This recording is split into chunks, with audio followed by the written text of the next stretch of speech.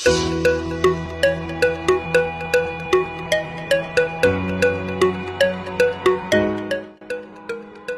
selamat sore teman-teman. Sore hari ini kita berada di Taman Putri Melu ya, yang mana taman ini menjadi tempat tongkrongan anak muda setiap sore, baik kalangan muda maupun tua.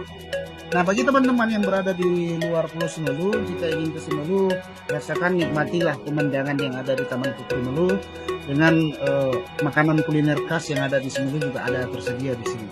Nah, lokasinya ini juga tepat berada di depan kantor Bupati Simelu.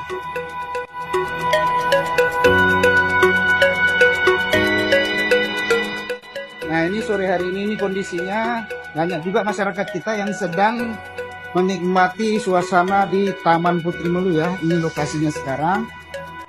Bisa lihat.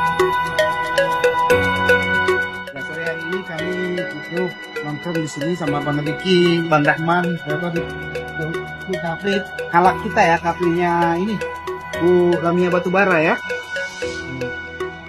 Ini kondisi sore hari ini di sini bagus untuk nongkrong sore-sore hari.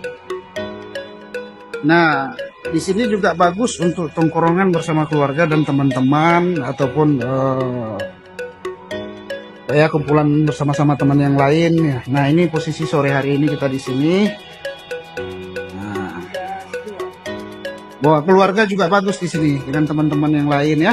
Nah, ini pas tepat di depan kantor Bupati Simelu.